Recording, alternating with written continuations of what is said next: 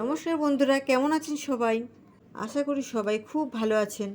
তিশার রান্নাঘরে আরও একবার স্বাগতম জানাই আরও একটি নতুন রান্নার সাথে। চলো বানানো যাক পটলের দোরমা। প্রথমে আমি পটলগুলো ঘষে নিলাম। পটলের দুদিকে অল্প করে কেটে পটলের ভেতর থেকে দানাগুলো বের করে নিয়ে পটলগুলো ধুয়ে নুন হলুদ মাখিয়ে নিলাম।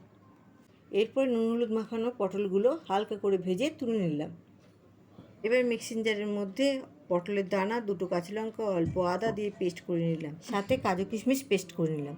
এরপর কড়াইতে তেল দিয়ে পটলের দানার পেস্টটা দিয়ে দিলাম। কিছুক্ষণ নাড়িয়ে নেওয়ার পর লঙ্কা, জিরে, ধনে, হলুদ গুঁড়ো দিয়ে কষিয়ে নুন চিনি দিয়ে নাড়িয়ে নিয়ে এরপর পনিরটা দিয়ে ভালো করে মিশিয়ে কাজু কিশমিশ বাটা দিয়ে কিছুক্ষণ নেড়ে নামিয়ে নিলেই তৈরি হয়ে গেল পটলের দোরমার পুর।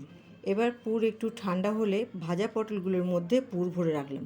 আরও একবার কাজু কিশমিশ পেস্ট করে নিলাম। এবার কড়াইতে তেল দিয়ে গোটা জিরে ও গরম মশলা ফোড়ন দিলাম। লঙ্কা, জিরে, ধনে, হলুদ গুঁড়ো দিয়ে কষিয়ে টমেটো দিয়ে আরও একটু কষিয়ে নিলাম। এবার নুন ও চিনি দিয়ে অল্প নেড়ে কাজু কিশমিশ বাটাটা দিয়ে আরও একটু ভালো করে কষিয়ে নিয়ে জল দিলাম। ঝোলটা একটু ফুটে উঠলে পুর ভরা পটলগুলো ছেড়ে দিলাম।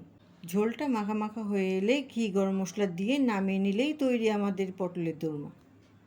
এবার গরম ভাতের সঙ্গে পরিবেশন করুন সুস্বাদু পটলের দোরমা। ধন্যবাদ বন্ধুরা, ভিডিওটি ভালো লেগে থাকলে please like, share, subscribe to my channel তিশার রান্নাঘর।